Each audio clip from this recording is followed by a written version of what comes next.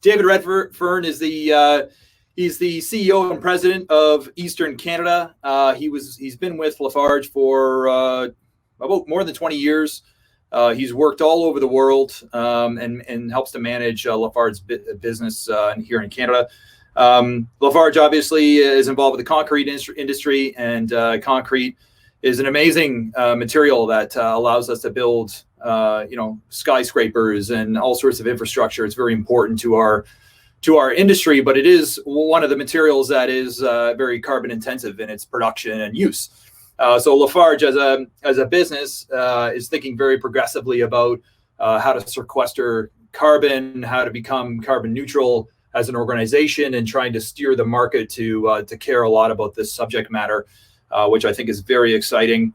They have a number of different programs that they're going to talk about, including the CarbonSTAR program, some of the things they're doing around recycling aggregates and getting a more accepting culture for that, and kind of move the industry forward on next generation for innovation.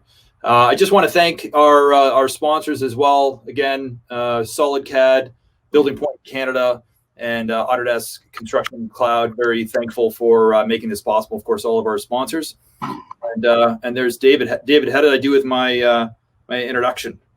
Perfect.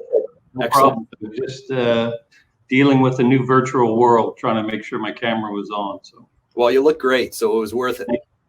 Thank you. Okay, I'm going to sign off here, and I'll rejoin you when we get into the Q&A. Great. Thanks, Tom. Hey, really glad to be here presenting to CanBIM. Exciting opportunity, certainly the new world where we're doing this virtually. So look forward to interacting with each and every one of you on this call. So I'm here to talk about operationalizing sustainability. We're going to talk about a few points. First off, I'll give you a little bit of an overview for those who don't know about LafargeHolcim. Talk a little bit about cement and CO2. Just the sort of background primer, so we have the basics of what we're talking about. I'll then talk about some of the sustainable solutions that we have or are just about to introduce that could be of interest. We'll talk about some of the innovative projects that we're working with partners on, and then have a quick Q&A. So LafargeHolcim, we're the world's leading construction material supplier. We primary products are cement, ready mix, aggregate. We do a little bit of construction, do a little bit of asphalt. We're around the world, 80 countries. We employ about 90,000 people globally. In Canada, we have about 6,000 employees. We do about over $4 billion annually, and basically in coast to coast, from Halifax out to Vancouver Island. And when we talk about sustainability, we're at the center of it. We have a big impact on the environment. So we extract resources. We emit CO2. We're heavy users of energy. We use water, obviously, to boot. We also purchase a lot and we employ a lot. But really, we're talking about sustainability. Lafarge is at the center of it, and if there's really going to be some changes made, it's got to be people like us who lead the way. So to do that, we have a program. We call it the 2030 Plan. We have a social purpose. Our purpose is to build better cities, and really we're looking at 4 primary pillars that we're focusing on. One is climate, which is really around CO2. Circular economy, water and nature, and people and communities. Probably going to talk about the first 2 today, CO2 and climate and circular economy. But within those, we break it down into a couple of different swim lanes. What we can do in-house, how we work beyond our fences, and how we interact to innovate. And just give a couple of the targets. Right now with CO2, we're targeting to reduce our CO2 footprint by 40% from 1990 levels. In regards to circular economy, we're trying to increase our participation up to 80 million tons globally. So how do we do that? You know, the basic foundation, number one, is to be sustainable. We believe it has to be profitable, and so you can't count on laurels to drive sustainability. You can certainly leverage them, but when we talk to our average customer or partner, the average person is not willing to spend significant money on sustainability. There's the odd one out there, but everyone wants green, but very few people are willing to pay for it. So really, when we look at moving and operationalizing sustainability, there's a couple of key items for us. Number one, no greenwashing. We have to be science-based. We have to use standardized metrics. To do that, we work with a couple of different organizations. Science-based targets works with the United Nations, with the Carbon Disclosure Project, World Wildlife Fund, and really they validate all the numbers that we do and other companies do to ensure that they're factual and not greenwashing. Sustainalytics is another company that rates companies on their ESG, and recently Lafarge was rated number one by Sustainalytics in construction companies, and in the top 20% of the 12,000 companies they rated. The CDP, Carbon Disclosure Program, is another one that we've been involved in a while, and it's just really making sure we have the numbers and metrics out there on the CO2 issue. The next thing is, to be successful in sustainability, you really need a series of strategic partners. And I have a couple up here, but there's many more. But I highlight zero waste simply because I like zero waste because they have all the major municipalities involved, and it's somewhere where you can really get a platform to talk about driving sustainability at the municipal level. Most of you know Globe, internationally renowned conference with other groups that run under it.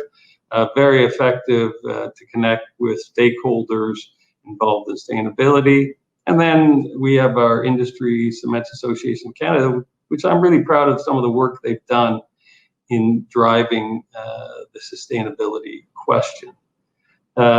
We also obviously need to have innovation and new ideas. And I have 4 up here, 3 of which I'll speak to later: BluePlanet, Cilia, and Savante.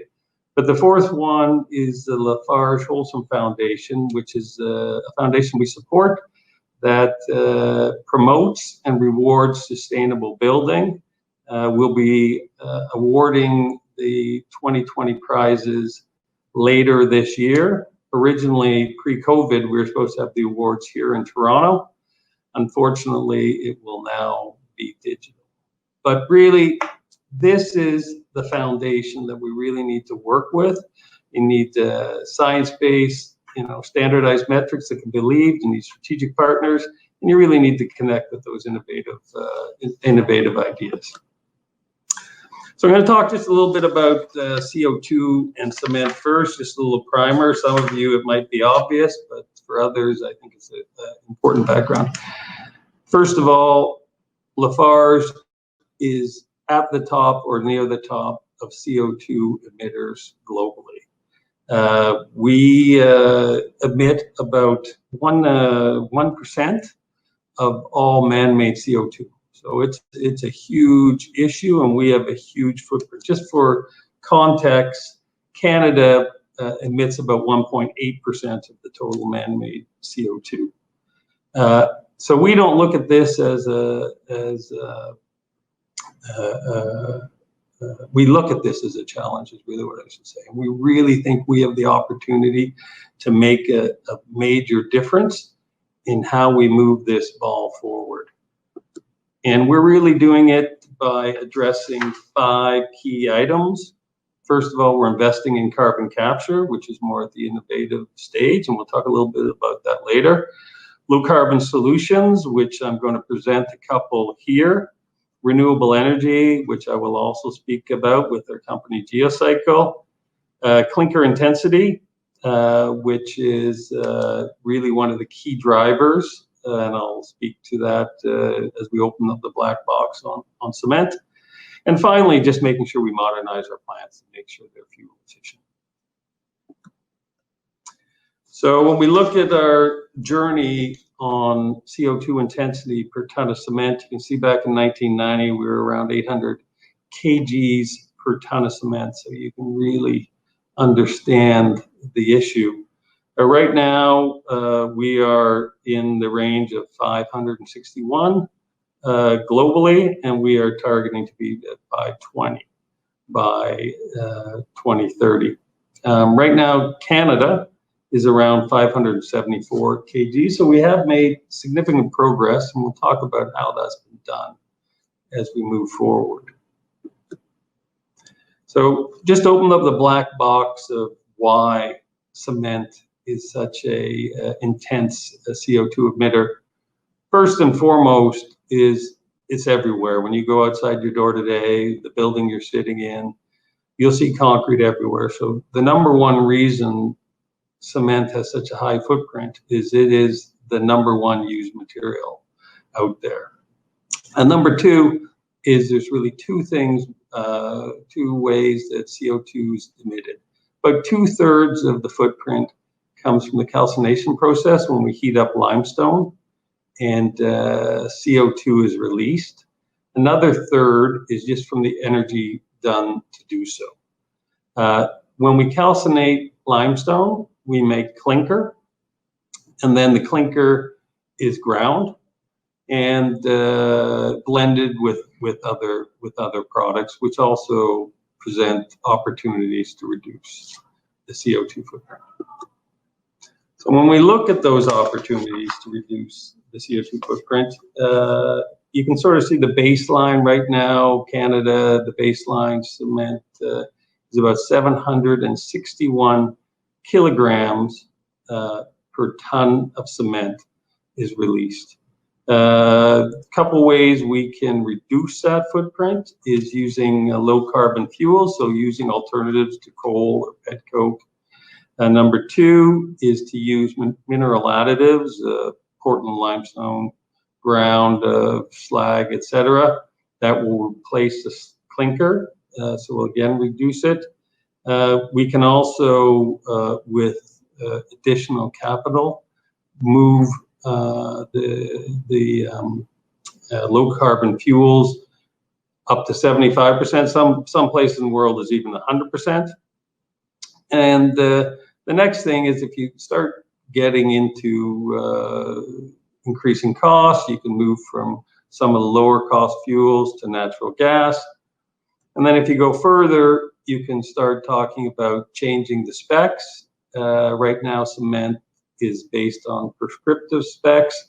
If you went to performance-based specs, so just judged the performance of the concrete, not exactly how it's made, you have further opportunities to reduce. So right now, we're looking at all of these things. We traditionally run right up to that third bar, and we'll talk about some of the reactions, but we are this winter running right down to the fifth bar and making a test run of the lowest CO2 cement we can make that will not conform to specs, but will perform, and where we're not concerned about the cost. So what are those sustainable solutions we have? Now, the first one is a company we call Geocycle, and Geocycle is a waste solution provider. And basically, we take waste and we use it for two purposes. We use it to generate energy for the kiln and replace the coke or petcoke that we currently use. And we also use it to replace some of the materials we need to produce cement, gypsum, bauxite, etc. Right now, globally, Lafarge manages about 10 million tons of waste, and we have ambitions to grow that much, much further. You know, when you talk about using waste in the cement kiln, a lot of people think that the highest use of waste in cement kilns would be in developing countries where you have lower environmental standards, etc. Strangely, the exact opposite is true. Those places with the highest environmental standards have the highest use, the Switzerlands, the Japans. Interestingly, before I moved to Toronto, I was working in Vancouver, and we'd have imports of cement from Asia, and my assumption when I got there would be that it would be from China, as they would have low-cost cement. In fact, the imports that were coming in were from Japan, and the reason they were coming from Japan is cement kilns are highly valued to co-process waste, and those cement kilns are making as much money off the co-processing of waste as they are from the sale of cement. So they actually have very, very low costs. So very interesting. You know, I had talked about for sustainability to be sustainable has to be profitable. You know, this is a great win-win for the environment and for Lafarge. We divert waste from landfills, we use low carbon fuels, we save virgin materials, and we also make some money. In Eastern Canada in 2019, we managed about 200,000 tons of waste at our kilns, and we made money doing that. So it's always nice when you can do the right thing and make some money out of it. Now, the next thing I want to talk about is a new concrete brand that we'll be launching called Evopact, which is a low CO2 concrete. And again, I sort of want to just take a few minutes before I dig into what we're selling on how you drive low CO2 in concrete.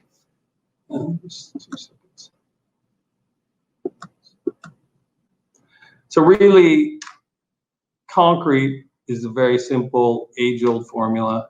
It's water, it's cement, it's aggregates, and it's admixtures.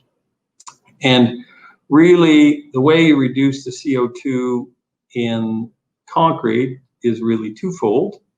Number one, it's through the types of cement you choose. So we just talked about some of the choices you have and the CO2 intensity of the cement itself. But then the second piece is just trying to reduce the amount of cement you do and how you can do that through mix optimization. And one of the biggest drivers is to use alternative cementitious materials, slag, fly ash, etc.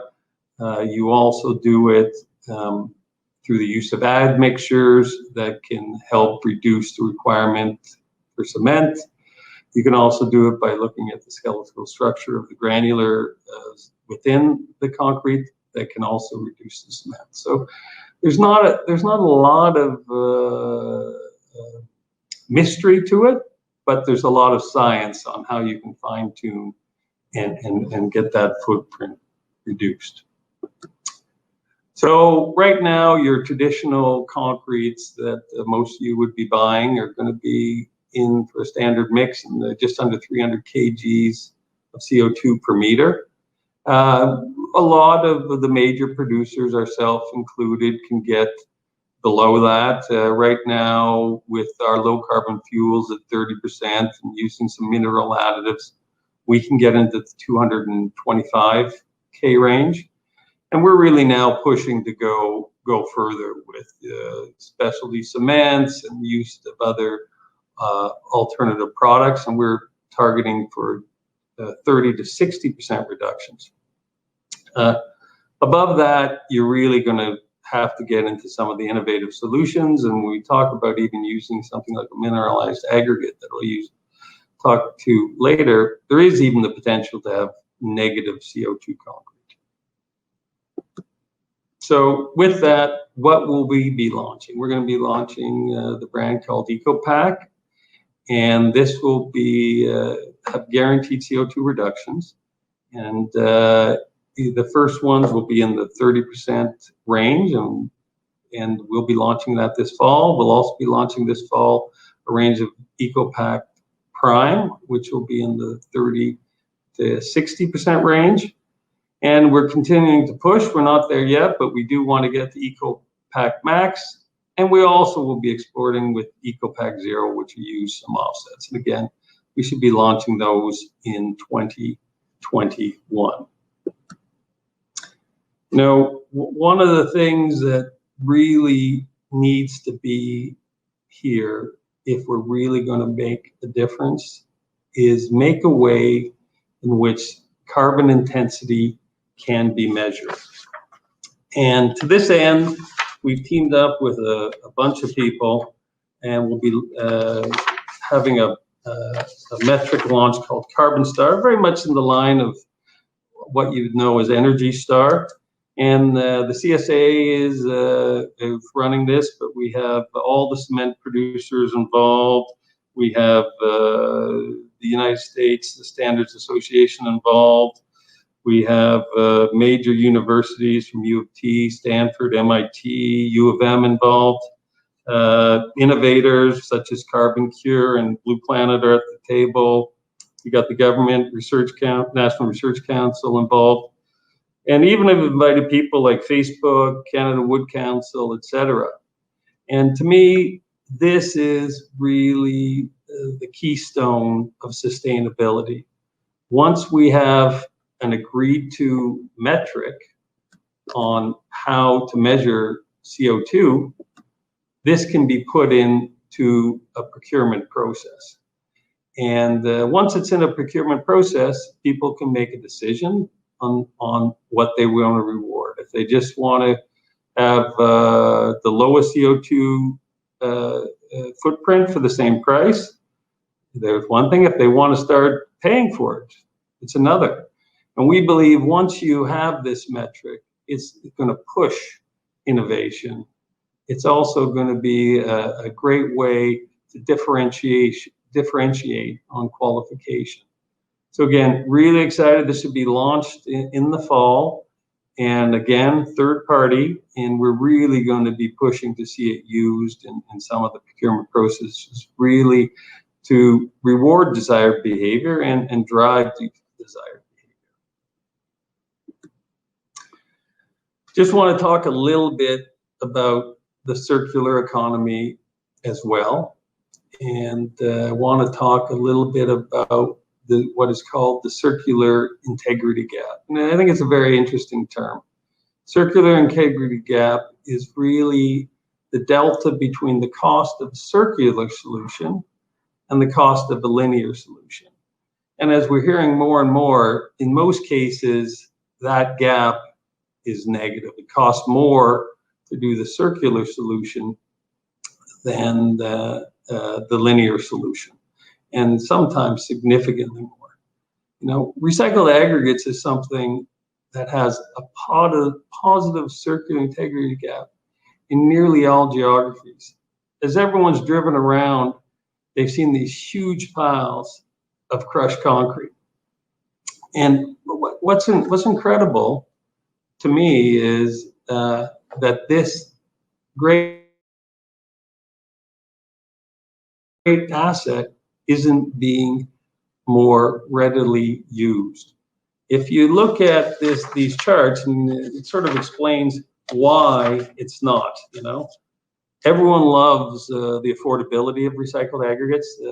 In many major centers, Toronto, Montreal, the recycled equivalent to the virgin equivalent can be $4 or $5 a ton less, which is significant.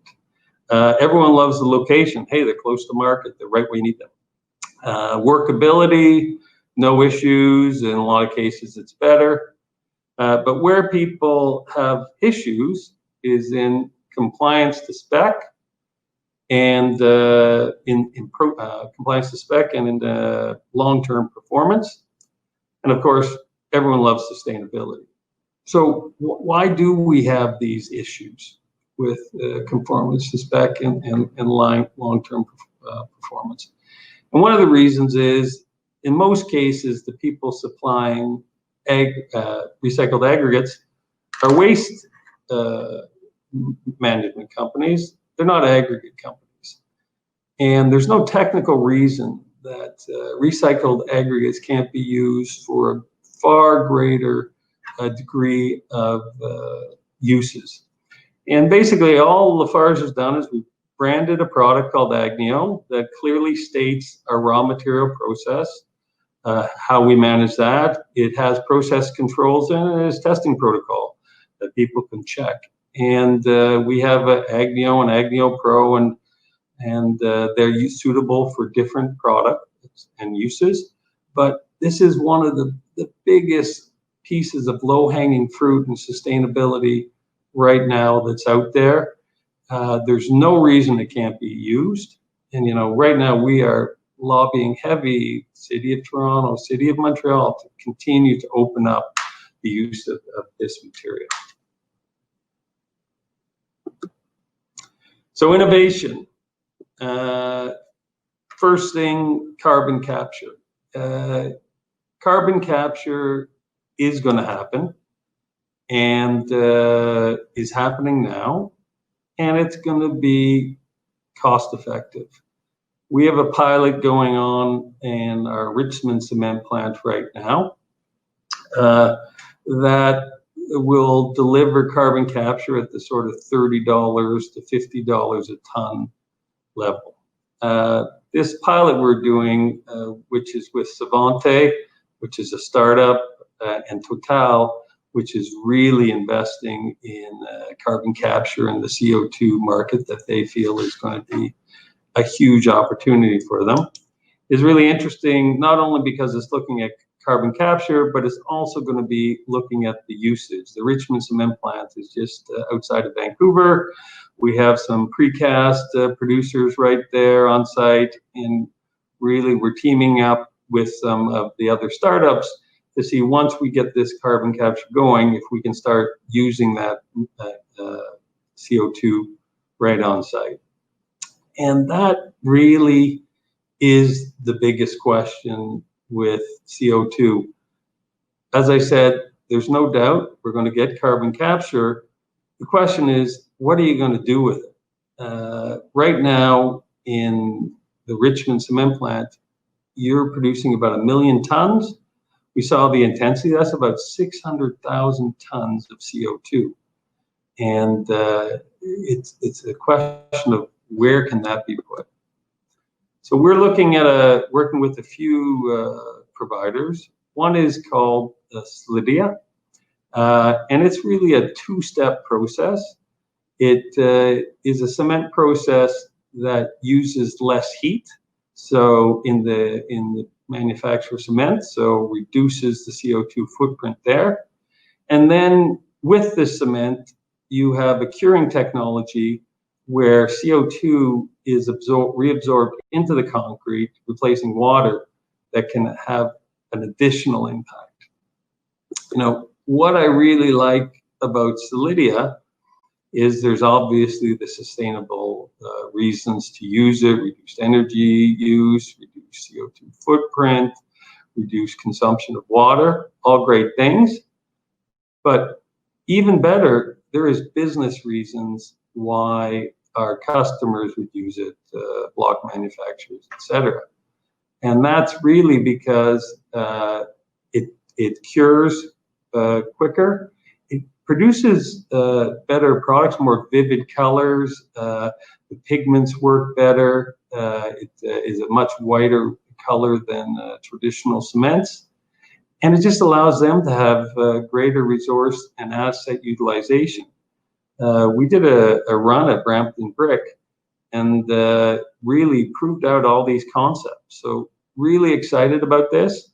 Like all these things, it's about now getting to scale to make it economical. But again, what I like about this is It's sustainable, but it's not relying on a premium being paid for sustainability. It's relying on the material properties it delivers. You know, the last one I'm going to talk about here is BluePlanet, and this is mineralization. So this is basically the CO2, the cement process in reverse. It's taking CO2 and CaO and having a process that reconstitutes them to make limestone again. And really excited about this. We have a pilot. If you look at the picture right on the CO2, that is the limestone that was created. When we produce this, 3 products are made. One is a lightweight aggregate. One is a recycled concrete that is suitable for use in concrete. And the third product is the potential to make reduced CO2 cement. So really exciting. The operationalization of this is still to be seen. A couple key levers that we're working on. Number one is how much CO2 can be captured in the process, and that really is dependent on the CaO source, and then just getting the scale to make this economical. So with that, I just want to talk about Lafarge's success in operationalizing sustainability. And you know, one of the interesting things is you can see the impact we've had, you know, with these initiatives that we just talked. Annually, we're reducing our CO2 footprint by about 5 million tons a year. And we're taking almost the same amount, about 5 million tons of circular economy participation as well. But even more exciting from this is currently in Eastern Canada, we're generating about 21% of our profits from these activities, which is absolutely essential for us to continue to invest. So with that, I look forward to hearing your questions. Thank you.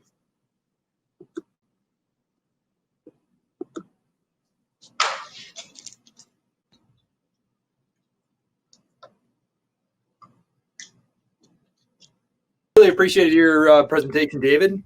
I think there are a few questions here that came in from the audience, but I guess the big question that I have, Lafarge is an enormous company.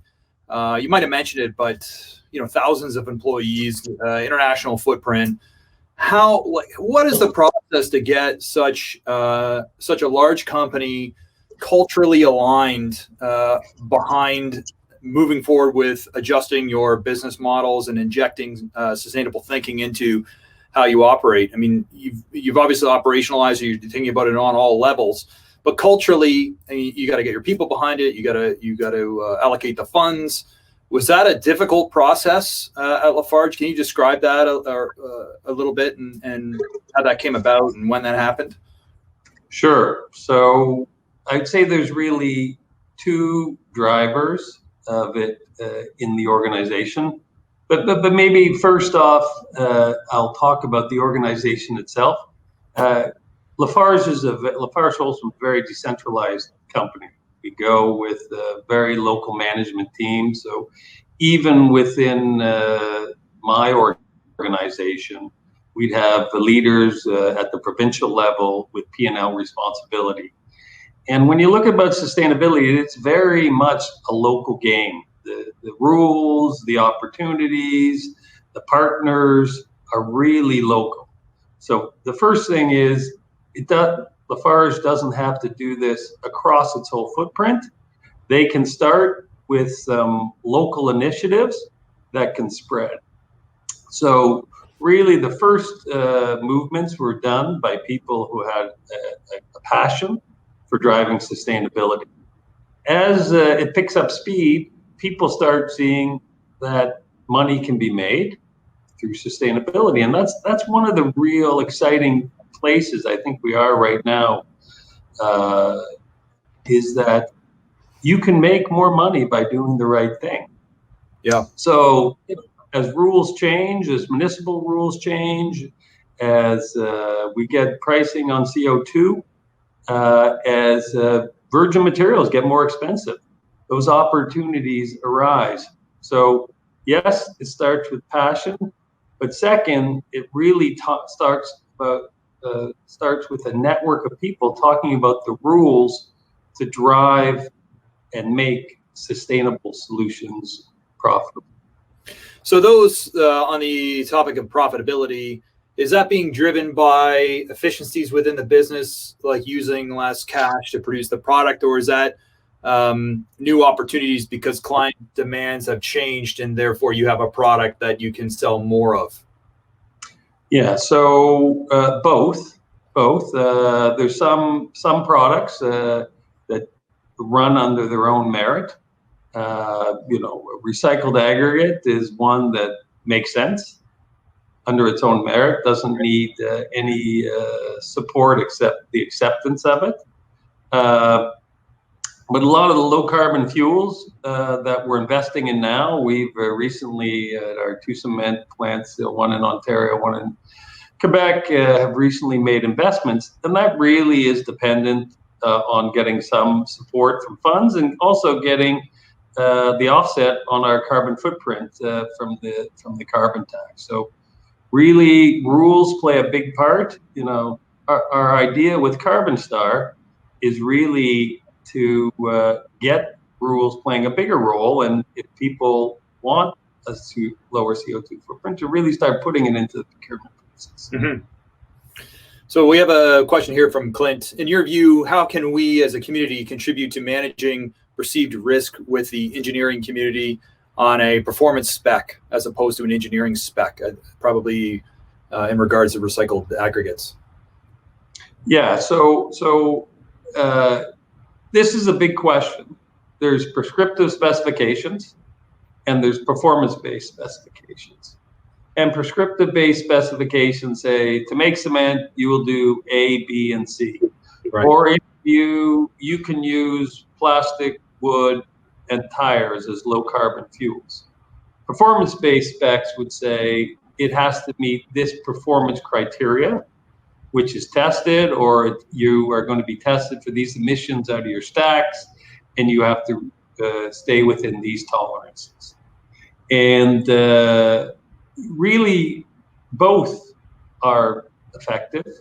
So it's really a question of confidence and in those testing of the materials for performance.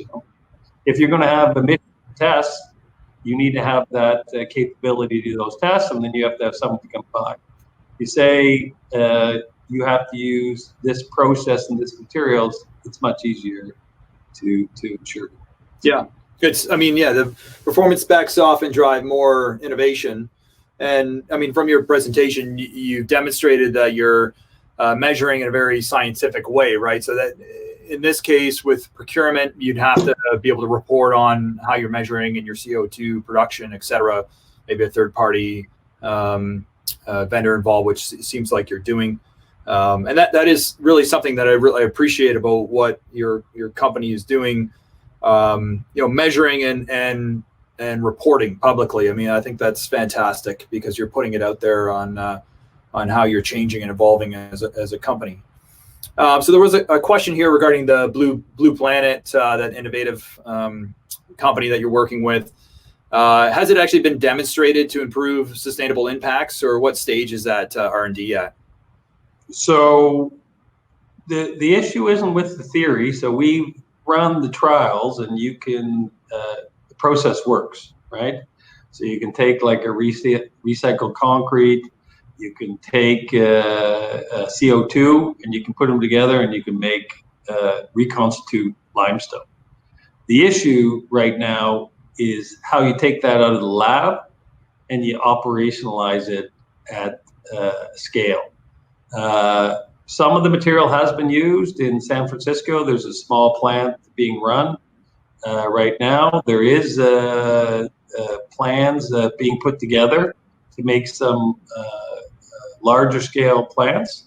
But really, this is one where economics needs to come into play and rules have to come into play. So when we look at BluePlanet, we're really looking at three elements that are going to drive the potential for it to be successful. Number one is how much CO2 can be captured in each ton of stone being made. Number two is what is the cost of CO2, so a CO2 tax on that, so how much value is driven on that. And then finally, the value of the products being generated. But really, the thing that's going to make this profitable, it's always going to be cheaper to dig stones out of the ground than to make them. Mm-hmm. So it's really the key drivers are going to be the operational cost, the cost of CO2, and then the amount we can contain. But it's the only real process out there that has the ability to capture CO2 at scale. Mm-hmm. So I also thought the Cilia Innovation initiative is pretty impressive as well. I mean, if you were to compare the concrete to say oil refineries, where you're taking oil and producing gasoline, and the entire plastics industry emerged as a byproduct of that initial process. Now the plastics industry maybe is going to eclipse the fuel production. So I think it's very interesting, this idea of utilizing CO2 to actually make product that can perform better. So that's a pretty interesting evolution. I hope that grows. Yeah, and you mentioned the circular economy and obviously the challenge around recycled aggregates. We have a lot of engineers, clients, architects that are tuning in. We'll see this. What do we do culturally within the industry to get more acceptance around those recycled materials? What can we do? So the interesting thing about recycled materials, and I'll put recycled asphalt pavement in here too, because it's another huge opportunity, is we don't really differentiate between the producers, the way they're producing, and the way they're testing. So a lot of recycled concrete that's out there, people are taking in rubble, and they make money to take in rubble. And so they are not interested or not too concerned about the quality, they're concerned about the money coming in. One of the major pieces you have to look for when you take in rubble is, number one, is asphalt content. Asphalt content is going to reduce the compressive strength of the recycled concrete. So the higher the recycled asphalt content, the lower the compressive strength. So one of the things we do with Aggneo is the Aggneo Pro just reduces the amount of recycled content, and we do compressive strength tests. Is that a process that you push the aggregate through, or is it something you manage as the aggregate is collected from the demolition site? Yeah, I mean, it's very simple, right? You just you look in the box and you send the materials with a certain amount of asphalt one way, right, the ones that's pure concrete another way, and then when you do your testing, you test. Just about managing material. Staying within the frequency. The other one that's absolutely terrible for recycled material is gypsum and wallboard. And so, the interesting thing is you get a pile of concrete in with a bunch of wallboard, you crush that up, the wallboard disappears, all that's left is gypsum dust. And obviously that's going to swell and cause all sorts of issues when we come in. So it's not rocket science, it's just a simple process control, testing protocol, and just a process on inbound material. But that's it. Huge opportunity. Well, I'm super impressed with all the initiatives. You mentioned at the beginning that it's not greenwashing. I mean, that's extremely clear. Just given the amount of money that's being spent and how this is culturally coming from a senior executive CEO down, and that you can speak very fluently about all these initiatives and what you're actually doing. It's obviously, this is something that's ingrained to the culture and is happening from the top to the bottom and bottom to the top of your organization. Is there like a call to action that you can think of that we would want to put out to the overall industry around the subject of sustainability? I mean, I'm kind of putting you on the spot here, but. Oh, I really think right now the key is the procurement process. If you go and talk to municipalities, there's two groups in the municipality. There's the group that's pushing sustainability, and there's the engineering group. And those two, in most cases, don't speak. The sustainable group will tell you one thing, and they'll get rewarded for all these initiatives. And then the engineering group will tell you another thing, and they avoid risk. So they're not going to do anything. They're going to be chastised if the road or the buildings, there's challenges. So there's no reason. Where these two can come together is in the procurement process, where the concerns of the engineering group can be met, and where the ambition of the sustainability group can be actioned. And I really believe things like CarbonSTAR or other elements like this that can be used in the procurement process is really the key to driving sustainable solutions. Yeah, I love that, the CarbonSTAR concept. I mean, when I look at that sticker, the Energy Star sticker on appliances, because I want to save money. And I think that if you had that sort of branding on your product, on buildings, et cetera, if this is going to be all tied and the business case is clear, that'll take off.